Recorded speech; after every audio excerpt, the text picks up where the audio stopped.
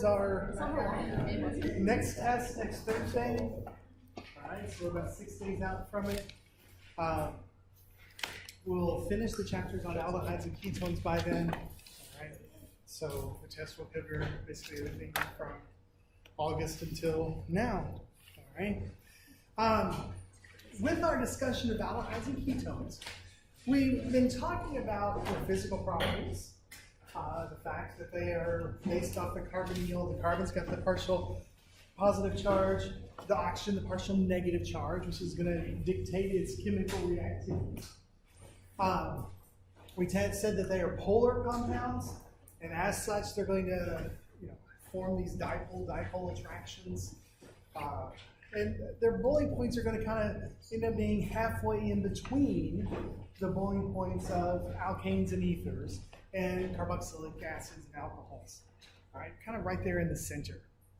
We talked about their solubilities and how we can have our solubilities as being the low molecular weight aldehydes and ketones are all fairly soluble. The aldehydes are very, very soluble. Acetones are very soluble, very miscible.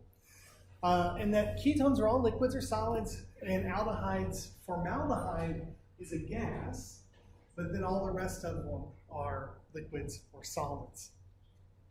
We then spent a good deal of time on Wednesday talking about the reactions that we know with aldehydes and ketones. We talked about the preparation and all the different reactions and different ways we know to make aldehydes and ketones. We talked about some of the basics of oxidation and reduction, all right? Remembering that we can reduce aldehydes with certain groups and ketones with certain groups and the selectivity that goes along with that. And then we finished up the lecture on Monday talking about, or starting a discussion about, how do we add things to the carbonyls. In particular, we talked about how it happens in acidic conditions versus how it happens in basic conditions. Under acidic conditions, we said we needed an acid that has a pKa greater than -7 so that we can protonate the oxygen of the carbonyl. That creates the carbocation, which can be attacked by the electrophile. And then under basic conditions, the first step is that we're going to attack the carbon of the carbonyl, creating that O- on the oxygen, which will pull a proton off of something to be neutralized. All right? So we looked at those two different mechanisms. So to kind of continue that, let's start thinking a little bit about more, or what types of nucleophiles we can come in and bring into attack. For example, we've talked about bringing in Grignard reagents to attack the carbonyl. And in the chapter on organometallics, we saw that if we brought in a Grignard reagent to attack that carbon, we formed a tetrahedrocarbonyl intermediate. And if it was formaldehyde, we could form a secondary alcohol. If it was any other formaldehyde would form a primary alcohol. Any other alcohol would form a secondary, and a ketone would form a tertiary. We could do that same reaction with the lithium. And what was the differentiation between an organolithium and an organogrignard? Why would we need both of them or either of them? Lithium is more of a nucleophile, right? The lithium is more of a nucleophile. It's more reactive. And so the organolithiums will be able to get into tighter locations than the Grignard. So like if you have a highly substituted ketone, you'd want to use the organolithium instead of the Grignard. We can come in with alkynes that have been deprotonated to do the attack. We'll get a nice attack there on that carbon-carbon. And we can also come in and attack with cyanides. And we do the attack with cyanides, we again have the advantage of creating two different functionalities there. We've got the cyanide group, and we can maybe acidify it to turn it into the carboxylic acid. Plus we have that alcohol that we could do something with. So here's the example I showed you when we were talking about the Grignard reaction. All right, where we had the Grignard come and attack the carbon of the carbonyl. And it forms that tetrahedrocarbonyl intermediate, the oxygen and the MgX form that salt linkage. Then we can do an acid wash to turn it into the alcohol. Here was an example using a secondary Grignard, which we're not huge fans of secondary Grignards, right? Because secondary Grignards are kind of big and bulky and they're not going to be able to get into the back side. But in this particular situation, since we're attacking an aldehyde, we're not having to attack from the back side. We can come in from the top. Remember we come in from that Burge-Dunitz angle, which is about 120 degrees. So we come in from the top phase, and so the secondary is able to come in and do this nucleophilic attack, and we can get decent yields. Now the attack can come from either the top face or the bottom face of the carbonyl, and so we're going to end up with the racemic mixture of the two products. All right. And one last thing to note: when we do attacks, we have a slight preference for aldehydes over ketones. All right?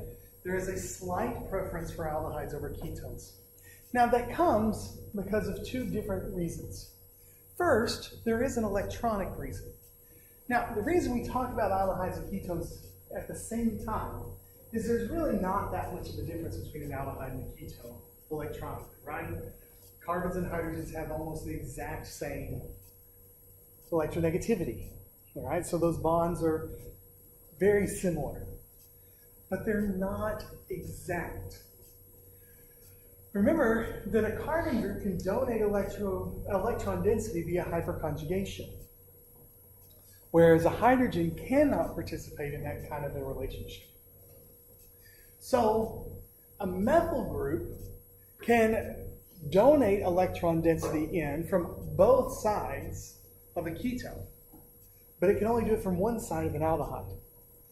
That electron density is going to make that carbon, that partial positive on the carbon, less positive, right? You've got the partial positive on the carbon here, and then you've got the two methyl groups donating electron density in. That's going to stabilize it, right? So it's going to be less reactive, right? It's not as positive.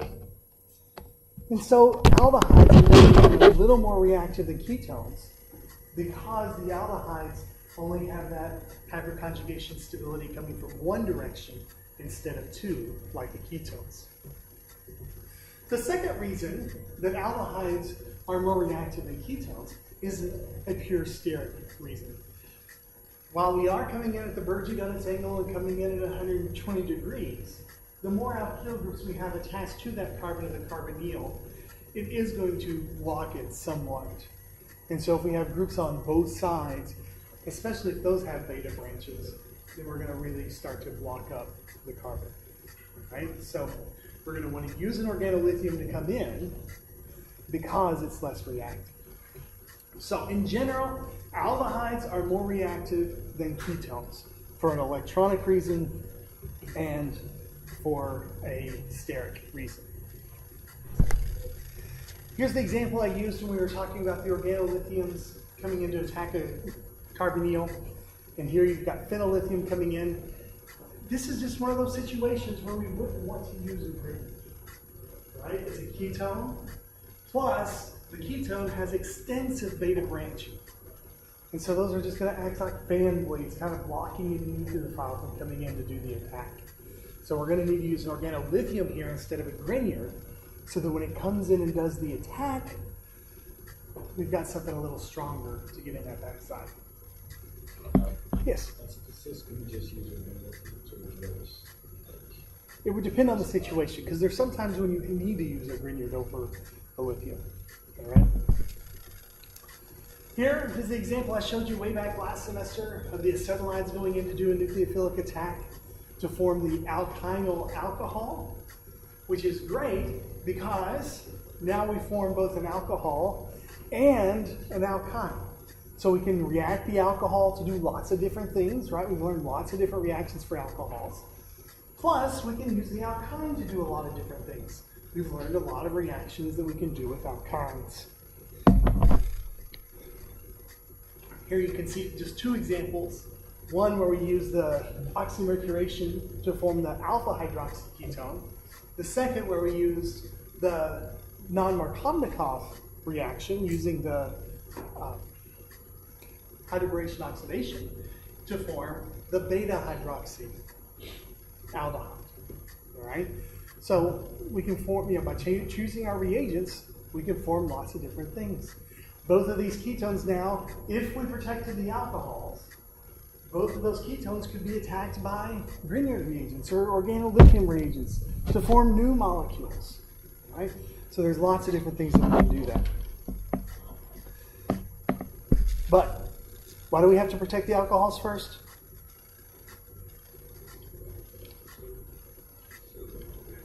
So they don't react with it. Remember, organolithiums, organogranules are excellent bases. So if there's anything with a pK less than 36 or so, it's going to react with it.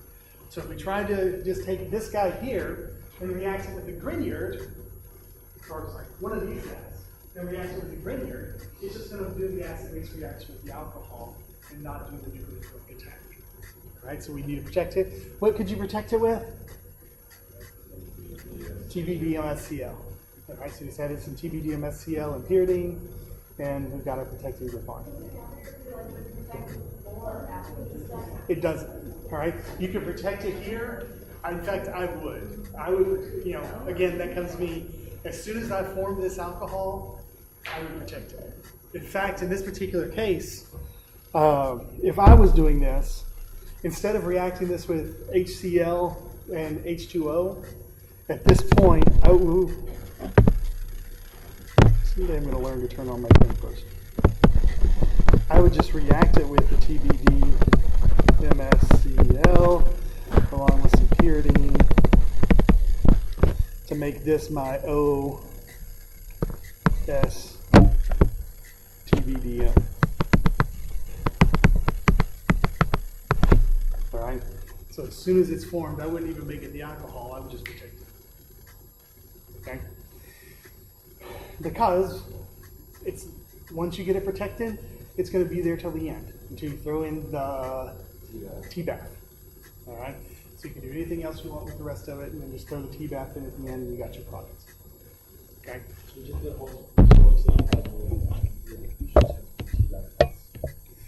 just have to use multiple equivalents of it. Yeah. All right. If you remember, we can add a nitrile as a nucleophile. The nitrile is a little challenging from the perspective that we've got to form it. Right? We can't just use HCN per se because the HCN isn't a nucleophile. Now, what's interesting about this, notice here they're just showing the aldehyde reacting directly with the HCN. Normally, what's done is you add in just a little bit of sodium cyanide, right? Just a touch of sodium cyanide to get this reaction going. Right? Because what's the pK of HCN?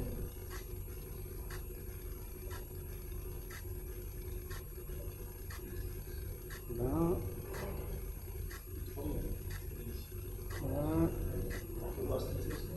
It's less than 16. All right. So the cyanide comes in to get this party started.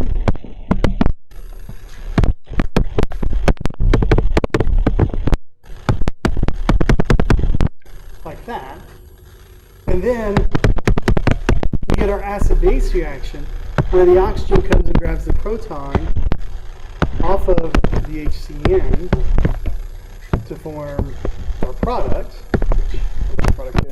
plus another CN. And that CN then can go and do the nucleophilic attack on the next one. So we normally add in just a little bit of a sodium cyanide just to give it a kick in the pants to get it started. All right, it's an initiator. All right, it's not a catalyst, it's just an initiator to get it going. Now, cyano groups, those nitriles, they're not found a lot of places. All right, we don't run into them in a lot of different areas, but we can do a lot of things with cyano groups. For example, one of the things that we can do is if we react it with a transition metal catalyst, we can reduce it to form the amine.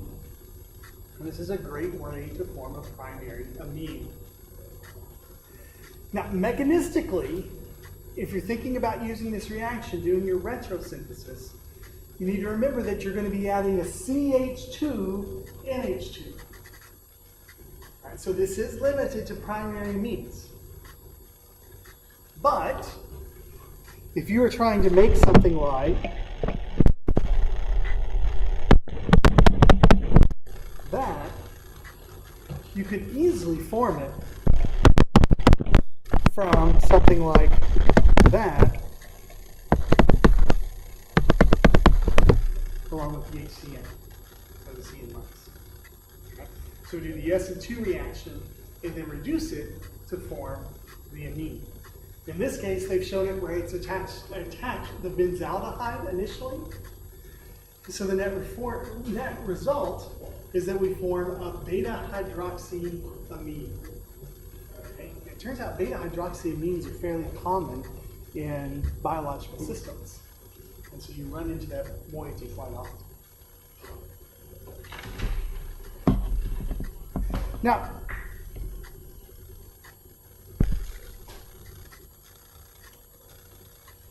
something else we can do with aldehydes and ketones is that we can react them with alcohols. Now, when we do the reaction with alcohols, what forms is going to be somewhat dependent on whether we're doing it under acidic conditions or basic conditions. Because we can either add one alcohol on and we form something known as the hemiacetal, or we can add two alcohols on and form something known as the acetal.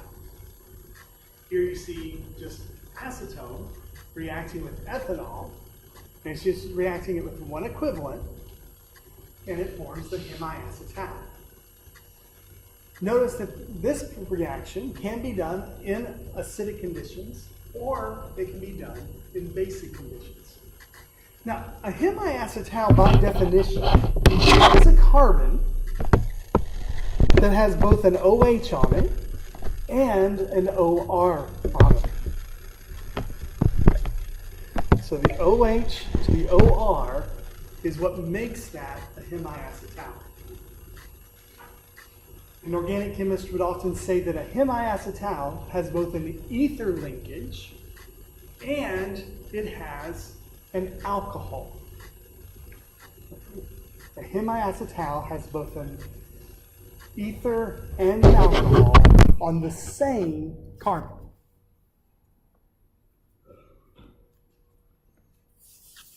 Now, if there's a hemiacetal, it makes sense then that there's going to be an acetal as well. And the acetal is going to be a carbon that has two ether linkages on it. All right. Now, we need to do some nomenclature stuff here for a second as well. If we are starting from an aldehyde, technically we're forming a hemiacetal and an acetal. And if we're starting from a ketone, we're forming a ketal and a hemiketal. Now, this is one of those times or one of those situations where things have changed drastically while I've been teaching, all right, in the last 20 years. Back around 1999, 2000-ish, the ACS and the nomenclature people all said, you know what? You can look at a hemiketal and a hemiacetal and tell instantly whether it came from a ketone or an aldehyde, right? The ketals have two R groups. The acetals and hemiacetals have an R group and a hydrogen. All right? We don't need all this language. It's redundant. So, in a bid to simplify things, everything was just changed to acetals and hemiacetals. Right? Everything was just called an acetal or a hemiacetal. And so in our textbooks, okay, from 2000, anything published from 2000 till 2009 or so, all of those, nowhere in them would you ever find ketal or hemiketal. On all of the ACS exams, you never saw ketals or hemiketals mentioned. And then on the 215 exam, the ACS exams that goes along with 215, in 2008, ketals and hemiketals popped back up. And everyone's like, what in the world? I thought we agreed we were getting rid of this, you know? And so all the textbook added the language back in. And so now we've got a giant mess because a lot of people just use the terms hemiacetal and acetal to mean either a hemiacetal and acetal or a hemiketal or a ketal. And then some people differentiate between the two. All right? So in their efforts to clean things up, things got more confusing. Okay? So the terms hemiacetal and acetal can refer to either acetals, hemiacetals, ketals, or hemiketals. All right? But if you use the terms ketals and hemiketals, you're only referring to those guys.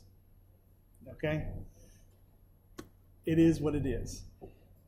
Okay? Now, the hemiacetals and the hemiketals are generally unstable. All right?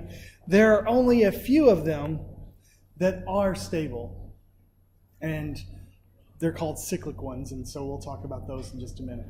All right? In general, they're not stable. So one of two things is going to happen. Either it's going to go back to the aldehyde or the ketone, or it's going to react further to form the acetal or the ketal, depending on conditions. All right, so let's look at the mechanism of how these guys are formed. And I'm just going to use general R groups here.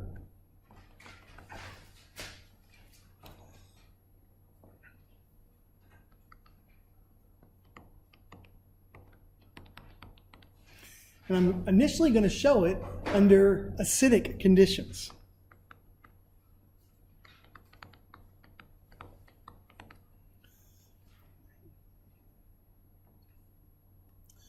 Now, for this to work, we're going to have to protonate that carbonyl oxygen. So, the acid we use here is going to have a pKa of somewhere below -7. All right, so the one that's most commonly used is sulfuric acid. So we protonate the carbonyl.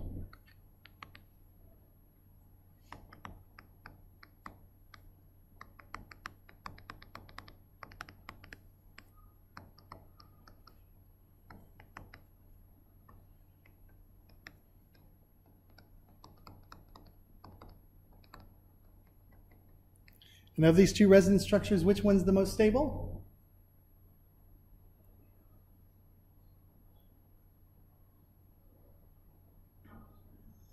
The top one, right? Why is the top one more stable? It's got a full octet. Every atom has a full octet.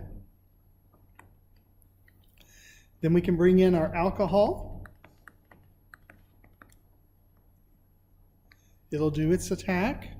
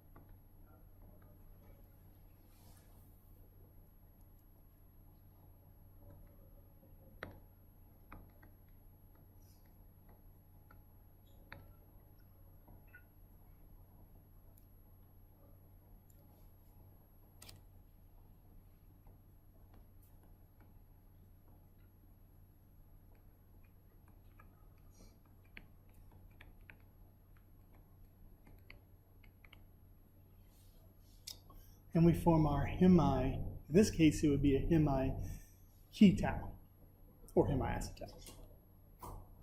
Yes, Katie? Okay, so the top one is more stable, and why are you taking that? You can take it to either one, right? Which of those exists? Yes, right? So you can show it attacking either one. It's the same thing. Good question. It's a really good question. Any other questions about the mechanism there? Does that make sense?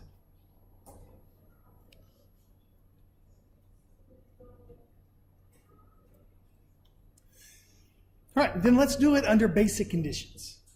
All right. Under acidic conditions, our first step is almost always going to be a proton transfer. And in basic conditions, our first step is almost always going to be nucleophilic attack, right? Or deprotonation. So we're going to start with the same guy.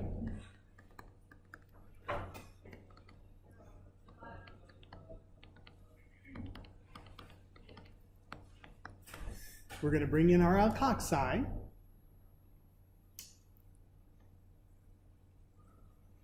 They're R minus. R prime.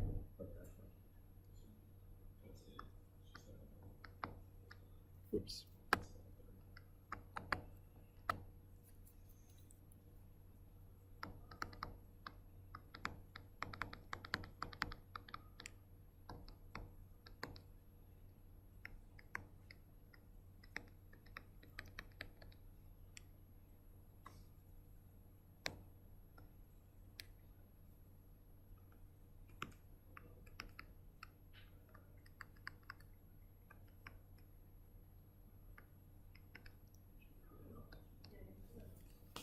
I don't know what you're talking about.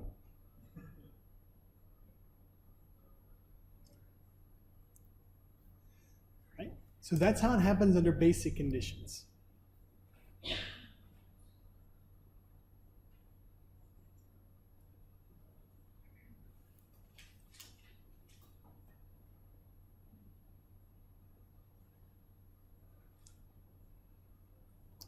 Okay? And as I said, the only stable hemiacetal is a cyclic hemiacetal. Now, to form a cyclic hemiacetal, it means that we're going to be starting with the aldehyde or ketone and the alcohol in the same molecule. Here you see an example starting with S4-hydroxypentanal. Right? We could do this under acidic conditions or basic conditions. But we can bring our oxygen around from the alcohol and attack the aldehyde internally. So that forms the cyclic structure. And so that is the only time we're going to have a stable hemiacetal or hemiketal is when it forms from a cyclic structure.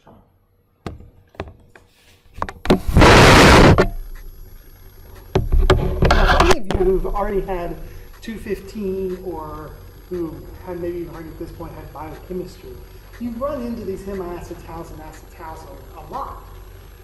Though it depends on your instructor on how they pronounce them. Some people who have done their training under more biological people might pronounce these as acetals and ketals instead of acetals and ketals. But chemists tend to, since this comes from acetone, like the name comes from the acetone, then we tend to say acetal, but then biology people tend to say acetals. And so whether your training was more on the biology side of things or the chemistry side of things, you might pronounce them in different ways. But this hemiacetal, hemiketal, acetal, ketal plays a large role with our sugars because this linkage is what links up our monomer sugars into cyclic structures. Right? Here you see the sugar D-galactose, right, which is just a small organic molecule. It is an aldehyde. Notice on carbon 1 there's an aldehyde. It has 6 carbons total. Each carbon has an OH on it except for that aldehydic carbon. And it has, or it can close up to form 2 different hemiacetals. You see, when that alcohol comes around to attack, right? When this alcohol comes in to attack the carbon of the carbonyl, it can attack either the top face and push the OH down, which forms this guy on the left. You see how that OH is going down? Or it can come from the bottom face and kick that OH up. So those two hemi-ketals, in this case, are coming from the exact same compound. They are stereoisomers of each other. Okay? In fact, we would say they are epimers of one another. You remember what an epimer was? An epimer, it's sort of on the side. An epimer is a stereoisomer that differs at only one stereocenter. All right? Yeah. An epimer is a form of a diastereomer. All right? Well, these two are epimers of each other, and when they are formed from sugars, we call them anomers of each other. A-N-O-M-E-R-S. So anomers are epimers, but anomers are epimers that are formed from sugars. And so you hear that term anomer a lot in biochemistry and biology. All right?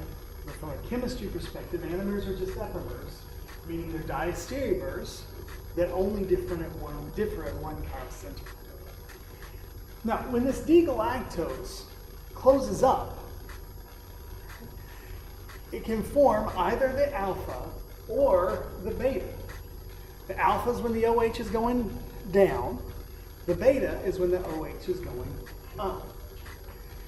Now, I want you to do something for me. Okay? Are these structures accurate? These cyclic structures? They're not, are they? These structures are called Haworth projections. All right? When you have a sugar drawn this way or a molecule drawn this way, it is a Haworth projection. All right? So it just means you have a 60-degree when you've kind of drawn it from the side. What form do these really exist in? In chairs, right? These are going to be chairs where we've got one of the atoms being a carbon or an oxygen instead of a carbon. So I want you to do something for me. All right? Draw out the alpha form and the beta form of galactose as their chair structures. Draw out the alpha form and the beta form of galactose. Now, remember, these are not just going to be chair versions of one another. These are different molecules. So what I would start doing is I would start drawing the exact same chair twice, and then start putting the substituents on. Right? Because on both sides,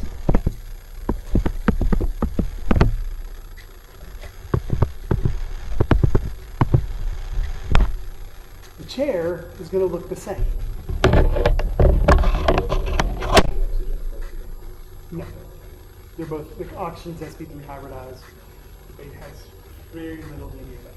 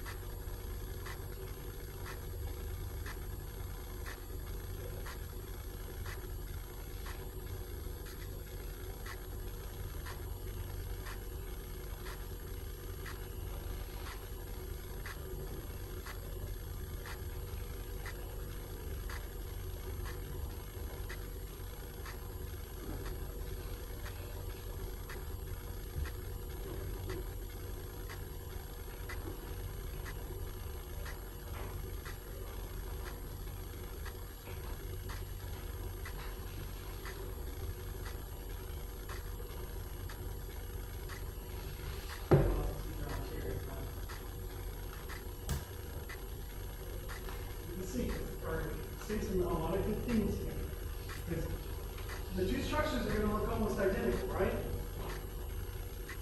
What's going to be the only difference between the two structures?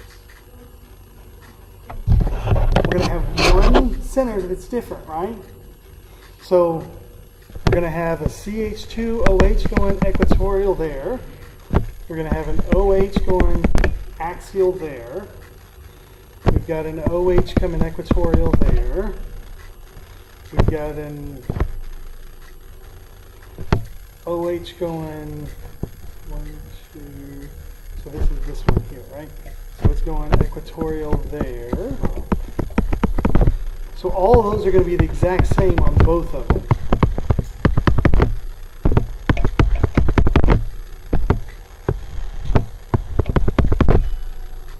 The only difference is going to be on that anomeric carbon, right? On the alpha form, where does that OH going to be? It's going to be axial, right? And then on the beta form, it's going to be equatorial. Now, notice that these are equilibrium reactions, right? Going back and forth. Equilibrium processes. So, when we're doing these reactions, do we expect a 50-50 mixture of the anomers to form? Why not, Jamie?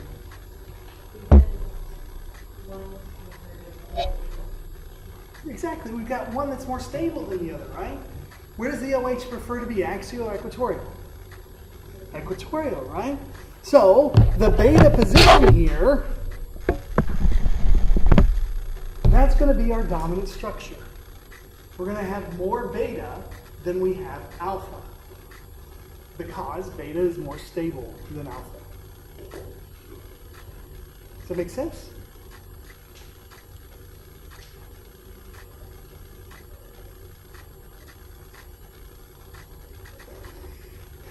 Now, just to show you or give you an idea of how important these are, remember we can use that equation.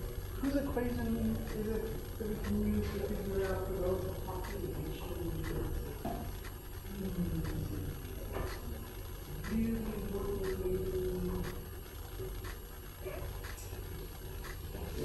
Boltzmann, that's right. You can use that Boltzmann equation, right? Number high over number low equals e to the negative delta G over RT. So there's not going to be that much of an energy difference between these two structures, right? Just the there's one OH going back and forth. But just to give you an idea of the population differences overall, here's glucose. All right, glucose is very similar, except for the OHs on the rest of the chain are in different spots. All right.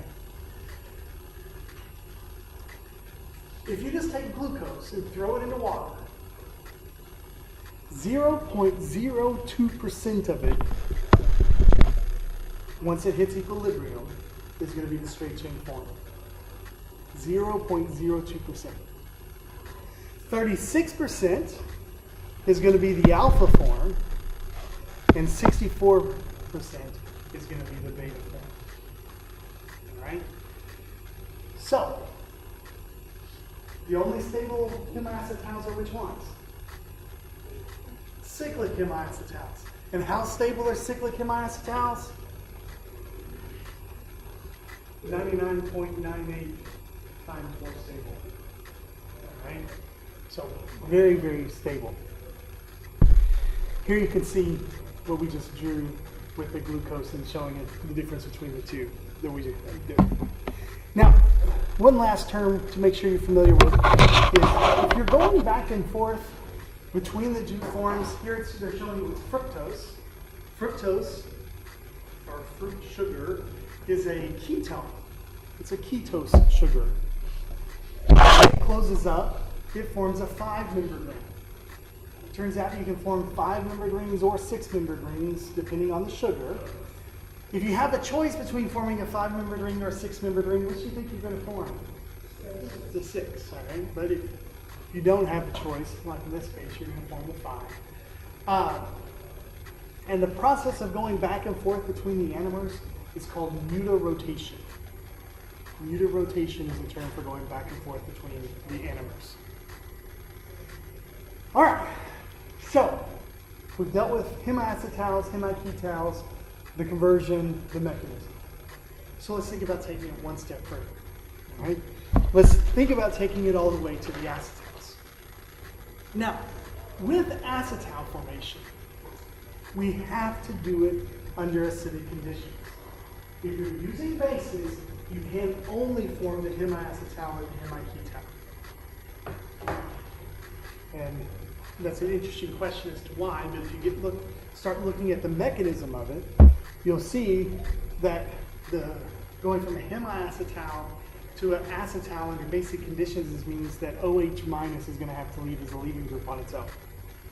And that just doesn't happen. You know, hydroxide is a terrible, terrible leaving group. So this can only happen under acidic conditions. So let's look at the mechanism for it. I'm going to go ahead and just start with a hemiacetal. All right? So I've got the hemiacetal. I'm going to draw the same hemiacetal that we formed earlier. And what makes something a hemiacetal? It's got what makes it the acetal, or the hemiacetal, is it has an alcohol and an ether on the same carbon. All right? Now, we're still under acidic conditions. And so what can happen is we can protonate that OH.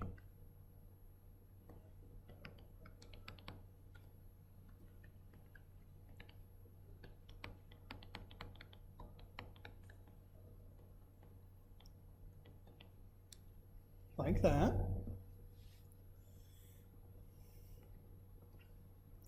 And then we can have that take off as water.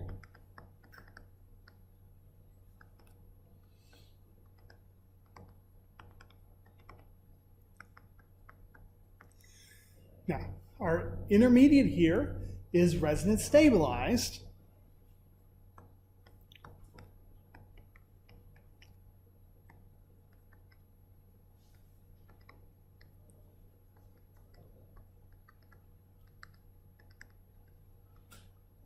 So we do get a little stability there.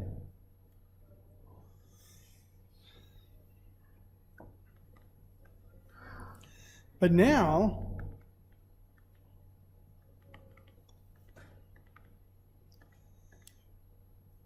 our second molecule of the acid can come in and do the attack.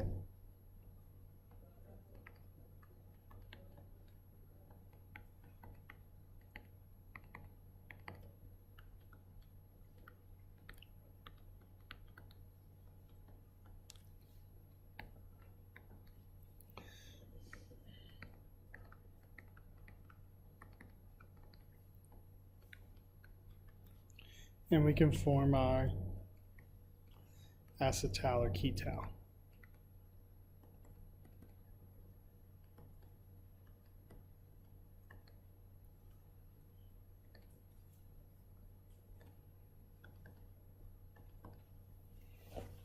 Right? So in this case, since we're under acidic conditions, we're having water take off as our leaving group. Water's a great leaving group, right? So we have no problem with that guy. Additionally, once it takes off, we're forming a resonance stabilized intermediate. Okay? And so with that resonance, we're going to have, a great stability intermediate, and we're not going to have any problem kicking that water off. Okay? Question. The first step. How do I know that the OH is going to be the one protonated and not the OR prime?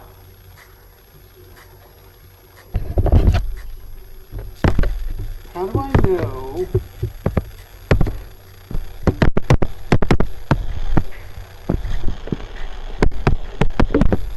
that that isn't happening?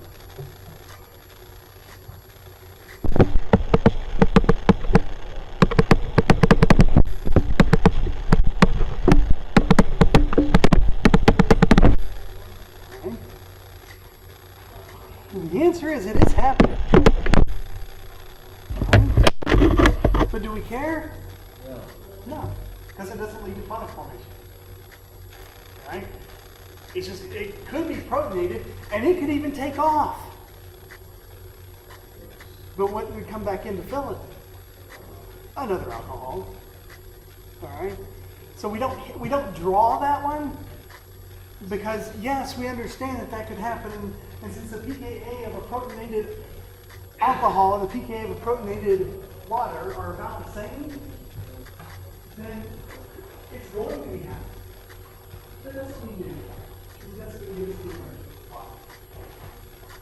So the one that's important to us is when that OH gets protonated so it can become water. So now we can have it take off. On the original molecule, no. The R there stands for any alkyl group or It hydrogen. doesn't have to be different. You need alcohol. Right, you could do the same, whatever. So here you can see a little more specific example where we've got just a ketone and the alcohol here is ethanol. And so we're going to end up with our acetal with two equivalents of the OET coming off of it. So to recognize an acetal or a ketal, we're going to have a carbon with two ethers. A hemiacetal is an ether and an alcohol.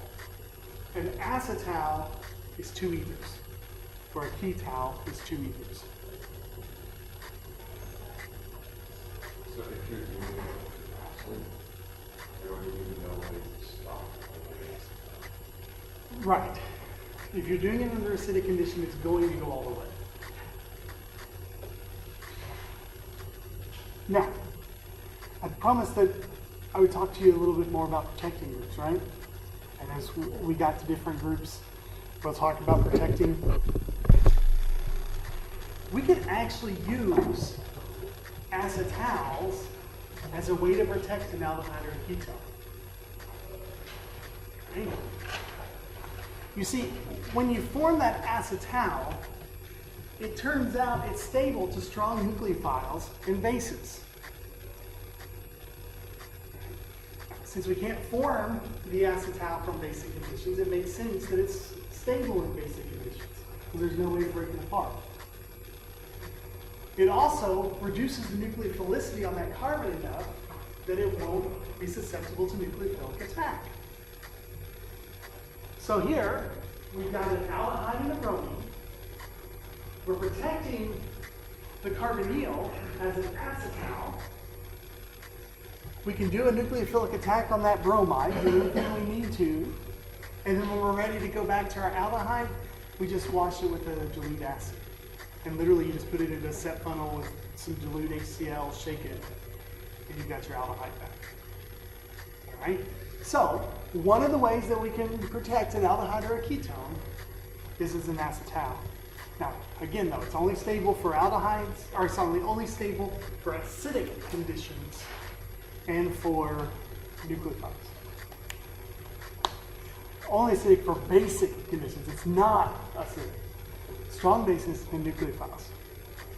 The other thing that we can use these guys for is that we can use them to actually protect primary and secondary alcohols.